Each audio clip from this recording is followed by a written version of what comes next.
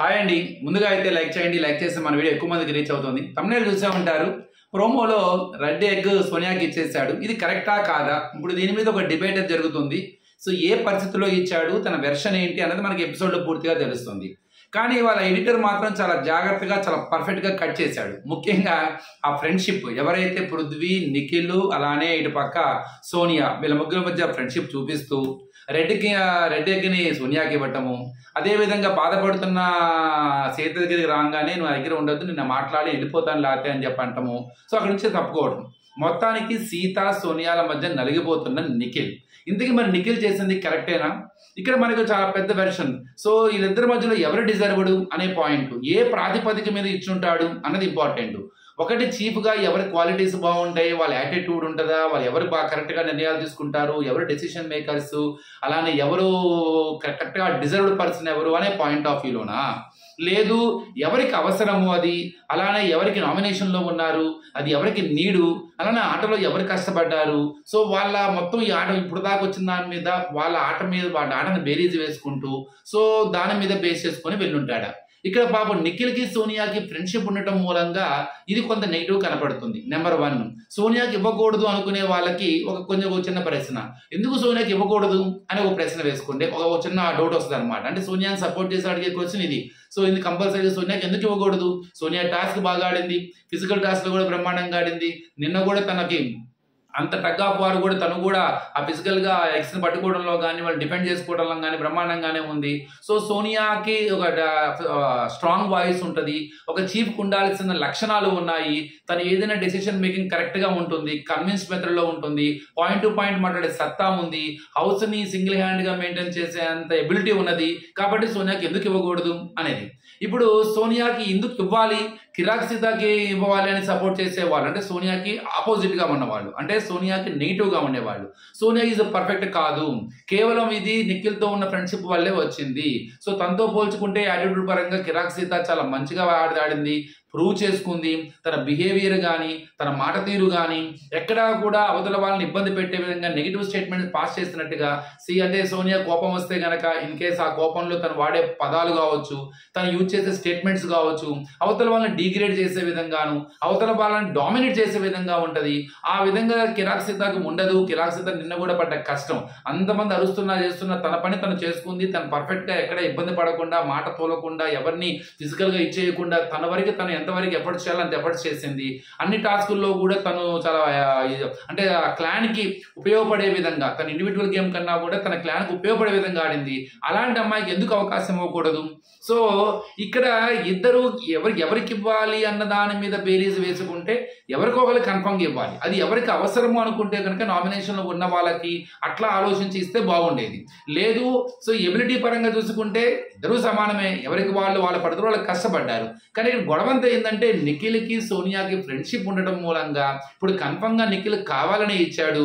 18లో కూడా చూడండి, కావాలంటే ఆ ముగ్గురు ఫ్రెండ్షిప్ని బాగా చూపిస్తాడన్నమాట, పిక్ ఆఫ్ ద డే అది. సో బిగ్ బాస్ మరి అంటే కేవలం ఫేవరిజం చూపిస్తున్నాడు నిఖిల్, కేవలం తన ఫ్రెండ్షిప్ అవ్వటం మూలంగానే నిఖిల్ సోనియాకి ఇచ్చాడు అన్న ఒక పాయింట్ ఆఫ్ వ్యూని ఎక్స్ప్లోర్ చేయడానికి బీబీ టీమ్ కూడా అంటే ఎడిటర్ కూడా గట్టిగా కష్టపడ్డాడు. ఇక్కడ ఒక విషయం చెప్పుకోవాలి, కన్ఫర్మ్గా ఎవరికో ఒకరికి అవకాశాలు ఇవ్వాలి, నో డౌట్ అందులో. ఇప్పుడు సోనియాకి మనం కిరాక్ సీతకి అన్ని టాస్కుల్లోనే అవకాశం ఇచ్చారు, అంతకు ముందు ఆడిన టాస్కుల్లో కానీ. సో ఎక్కడో చోట కన్ఫర్మ్గా ఆ అమ్మాయికి ఒక మంచి అవకాశం దొరికింది. అట్లానే సోనియాకు కూడా అవకాశం ఉండడంలో తప్పులేదుగా. సో సోనియా కూడా చీఫ్ ఇప్పుడు ఫర్ ఎగ్జాంపుల్ అటు పక్క యష్మి ఆ రోజు అయ్యింది, యష్మి అయిన తర్వాత యష్మిని దించేశారు, తర్వాత అభయ్ అయ్యాడు. తర్వాత యష్మి తన చీఫ్గా ఉన్నప్పుడు తను కొంత కంటెంట్ క్రియేట్ చేయడమే కాదు, నిన్న ఆటలో కూడా బ్రహ్మాండంగా యష్మి ప్రేరణ కలిసి గట్టిగా ఆడారు వాళ్ళు ఇప్పుడు. అట్లానే ఇటుపక్క సోనియాకి తన ఆట తను చూపించుకోవడానికి కానీ తనకంటూ ఒక అవకాశం ఇవ్వాలిగా. ఆ అవకాశాన్ని నిఖిల్ ఇవ్వదలుచుకున్నాడు, తను ప్రూవ్ చేసుకోవడానికి.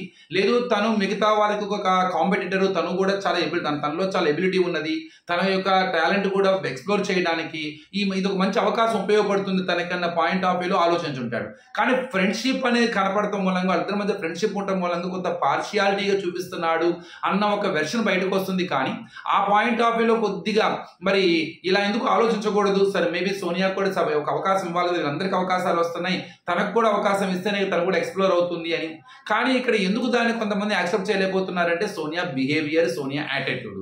సో ఆ అమ్మాయి ఫస్ట్ వీక్ లో రెండో వీక్ లో తను మాట్లాడిన కొన్ని మాటలు, అవతల వ్యక్తుల్ని కించపరిచే విధంగా నెగిటివ్ స్టేట్మెంట్స్ పాస్ చేయటం, ముఖ్యంగా విష్ణుప్రియ దగ్గర జరిగిన కొన్ని సంఘటనలు, అవన్నీ మనకు నెగిటివ్ ఒపీనియన్ కలిగి ఉండటం మూలంగా అది మనకి ఎందుకు ఇచ్చాడు అని, ఆ ఫ్రెండ్షిప్ వల్ల మనకి కన్ఫర్మ్ గా సోనియాకి కావాలని ఇచ్చాడు అని చెప్పేసి ఇవ్వటం.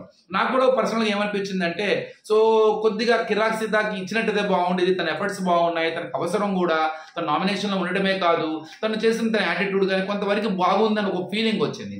అలాగే అదే విధంగా ఇక్కడ నిఖిల్ కి సోనియా కూడా చిన్న గ్యాప్ వస్తుంది. ఆ గ్యాప్ లో వాళ్ళిద్దరు మళ్ళీ మాట్లాడుకోడు, కొంత సోనియా వచ్చేసి ఇటు పక్క అభయ్ దగ్గరికి వచ్చేసి తన గురించి నెగిటివ్ గా చెప్పడం కానీ, అక్కడ తనేమో కొంత ఫీల్ అవ్వడం కానీ, ఇక్కడ నిఖిల్ కన్ఫర్మ్ గా కొంత ఫ్రెండ్షిప్ బాండింగ్ చేసి ఆ బాండింగ్ కి ఫేవరిజం చూపిస్తున్నాడు అన్న ఒకటి క్లియర్ కట్ కనపడింది, నో డౌట్. అక్కడే నిఖిల్ జాగ్రత్తగా ఉండాల్సింది. అది గ్రూప్ గేమ్ ఆడినట్టేగా, మరి అది కూడా ఫ్రెండ్షిప్ కోసం చేసినట్టేగా. అదే కనుక ఆ ఫ్రెండ్షిప్ బాండ్ లేకపోయినట్టయితే అసలు ఈ రోజు సిచ్యువేషన్ వచ్చేది కాదు నిఖిల్కి. అసలు నిఖిల్ డెసిషన్ మీద ఎలాంటి ఇబ్బంది ఉండేది కాదు. కానీ ఎప్పుడైతే నిఖిల్ ఒక ఫ్రెండ్షిప్ బాండింగ్ ఏర్పాటు చేసుకున్నాడో ఆ ఫ్రెండ్షిప్ బాండింగ్ వల్లే కొంత ఫేవర్ చూపిస్తున్నట్టు క్లియర్ కనపడుతుంది. కానీ అక్కడ కన్ఫర్మ్ గా ఒక రకంగా చెప్పాలంటే సోనియా సో తన ఆట ఇండివిజువల్ ఆట, తను ఆడుతుంది. తనకి ఏదైనా ఇబ్బంది పెడితే అవతల నిఖిల్ అయినా ఎవరైనా సరే పాయింట్ టు పాయింట్ మాట్లాడుతుంది, వాయిస్ రైజ్ చేస్తుంది. కానీ ఇంత మంచి ఇది ఒక నిర్ణయం, ఈ నిర్ణయాన్ని మనం కన్ఫర్మ్ గా ఎవరికొకరికి ఇవ్వాలి.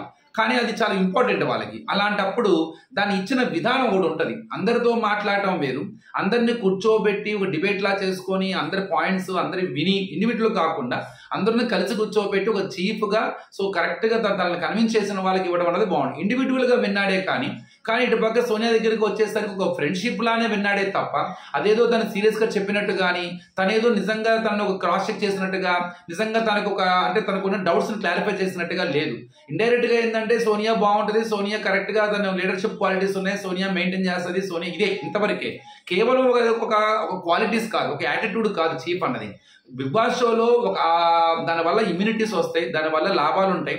ఆ పదవికి కరెక్ట్ ఎవరు కరెక్ట్ అన్నది వాళ్ళ యాటిట్యూడ్ చూసో లేకపోతే వాళ్ళ మాట తీరు చూసో కాదు. ఎందుకంటే ప్రతి ఒక్కరిలో గుడ్ ఉంటుంది, ఫ్లాస్ ఉంటుంది. సో కేవలము డామినేషన్ క్యారెక్టర్ ఒకటే ఇది కాదు కదా. ఆట తీరు, మాట తీరు, ఫస్ట్ నుంచి ఇప్పటిదాకా ఆడిన విధానము, క్లాన్ కోసం వాళ్ళు పడ్డ కష్టము, ఇవన్నీ బేరీజ్ వేసుకొని కొద్దిగా అందరిని డీటెయిల్ కూర్చోబెట్టి మాట్లాడి ఇచ్చినట్టయితే బాగుండేది మనకు ఫీలింగ్ కలిగింది. ఇప్పుడు క్లియర్ గా ఏమర్థమవుతుంది, సోనియా ఇటు పక్కకు వచ్చేసరికి నిఖిల్ అలానే పృథ్వీ క్లియర్ గూబ్యం ఆడుతున్నారు. వీళ్ళందరూ కలిసి వీళ్ళని పక్కకి ఇచ్చేస్తున్నారు. ఫర్ ఎగ్జాంపుల్ విష్ణుప్రియని మాయ చేశారనో, కిరాక్ సిద్ధాకి అవసరమైన కిరాక్ సిద్ధాకి ఇవ్వలేదనో, ఇట్లా నైనికాని దూరం పెట్టారనో, పృథ్వీని కూడా లైట్ తీసుకున్నారనో, సో ఇట్లా మాయ చేసి కావాలని సోనియాకి ఇచ్చాడు అని ఒక వాతావరణాన్ని ఎక్స్ప్లోర్ చేయడానికి జరిగే అవకాశం ఉంది. సో ఇక్కడ నిఖిల్ కొద్దిగా దాన్ని అంటే ఇవ్వడంలో తప్పలేదు, నేను నో డౌట్. ఎందుకు ఇవ్వాలని ఉన్న వాళ్ళకి ఎందుకు ఇవ్వకూడదని కూడా ప్రశ్నే. అక్కడ అమ్మాయికి ఎంత అవకాశం ఉందో ఇక్కడ అమ్మాయికి కూడా అంతే అవకాశాలు ఉన్నాయి. ఇద్దరు కరెక్టే, ఇద్దరు స్ట్రాంగ్, ఇద్దరులోనూ ఫ్లాస్ ఉన్నాయి, ఇద్దరులోనూ పాజిటివ్స్ ఉన్నాయి. కానీ ఇచ్చే విధానం ఒకటి ఉంటుంది. ఆ ఇవ్వడానికి తను ఇవ్వాలనుకున్నప్పుడు దాన్ని అవలంబించిన విధానంలో కొద్దిగా తడబడి ఉంటాడేమో అన్న ఒక ఫీలింగ్ అయితే నాకు వచ్చింది. ఆల్మోస్ట్ అందరికీ ఒక ఫీలింగ్ ఉంది, సోనియాకి ఇచ్చేస్తాడు అందరూ అనుకుంటారు. కారణం ఏంటి, ఆ ఫ్రెండ్షిప్ వల్లేగా, అది చేతులారా తను చేసుకుందేగా. ఎంత అందరితో ఈక్వల్ గా ఉంటున్నా కూడా ఒక గ్రూప్ గేమ్, ఒక ఫ్రెండ్షిప్ బాండింగ్ ఏర్పడింది, ఆ ఫ్రెండ్షిప్ వల్ల పార్షియాలిటీ చూపిస్తున్నాడు, కొంత ఫేవరిజం చూపిస్తున్నాడు అన్న మాట తీసుకురావడానికి తనే కారణమయ్యాడు. సో దాన్ని కరెక్ట్ గా ఎలా డీల్ చేయబోతున్నాడు, ఎంత కన్విన్స్డ్ గా వెళ్ళబోతున్నాడు, అలానే వాళ్ళిద్దరి మధ్య కూడా సో గ్యాప్స్ వస్తే అది ఇంకెలాంటి టర్న్ తీసుకోబోతుంది చూద్దాం. మరి ఏం జరగబోతుందో ఎపిసోడ్ లో మనకి క్లారిటీ వస్తుంది అనమాట. సో ఈ టాపిక్ మీద నేను దీని మీద చేశాను. ఇంకా అభయ్కి కన్ఫర్మ్ గేట్లు తెరిచింది అభయ్కి మాత్రమే. సో పక్కాగా అభయ్కి ఫుల్ వార్నింగ్ ఉంటుంది. సో నాగ్ సార్ చేతిలో మాత్రం ఫుల్ క్లాస్ ఉంటుంది. డైరెక్ట్ గా అభయ్ బిగ్ బాస్ ని ఎదిరించడం, బిగ్ బాస్ ని క్రిటిసైజ్ చేయటము. సో బిగ్ బాస్ ప్రతిదీ ఏది పెట్టినా కూడా వాళ్ళని ఇబ్బంది పడకుండా చూస్తాడు. ఇబ్బంది పడేటట్టయితే వెంటనే తన నిర్ణయాలు మార్చుకుంటాడు. అదే ఆటని ఆడుతూనే మిమ్మల్ని ఇబ్బంది పెట్టకుండా నిర్ణయాలు తీసుకునే బాధ్యత బీబీటీఎం తీసుకుంటుంది, బిగ్ బాస్ తీసుకుంటుంది. అంతే తప్ప నీకేదో నష్టం జరిగిందనో నువ్వు సోనియాని అనలేకో సంచాలకుడు నువ్వేం అనకుండా మీలో మీకు ఫ్రెండ్షిప్ పెట్టుకొని మీకు మీరు బాగానే ఉంటూ బిగ్ బాస్ ని మీద ఎగరటం అన్నది గివప్ చేతులు ఎత్తేసేసి నేను అంత కష్టపడ్డారు. యష్మి కానీ, ప్రేరణ కానీ, మణి కానీ, లేకపోతే చివరికి ఉమాదిత్య కానీ వాళ్ళంత కష్టపడ్డా నువ్వు చేతులు ఎత్తేసి కామ్గా కూర్చొని అవతల వాళ్ళని నెగిటివ్ గా ప్రొటెక్ట్ అని ట్రై చేసావే తప్ప నీ ఆట నువ్వు ఆడలేకపోయావు. అది కంప్లీట్ రాంగ్ అనమాట. దాని మీద సీరియస్ క్లాస్ అయితే కన్ఫర్మ్ గా రేపు నాగ్ సార్ చేతిలో ఉంటుంది. చూద్దాం మరి ఇవాళ ఎపిసోడ్ లో అది ఎలా జరగబోతుంది, గేట్లు ఓపెన్ చేసిన తర్వాత వీళ్ళు నా పిల్లల మాటలు ఎలా ఉన్నాయి అన్నది కూడా మనం చూడాలి. సో థ్యాంక్ యూ అండి. లైక్ చేయండి, షేర్ చేయండి, సబ్స్క్రైబ్ చేయడం మాత్రం మర్చిపోమాకండి. Thank you.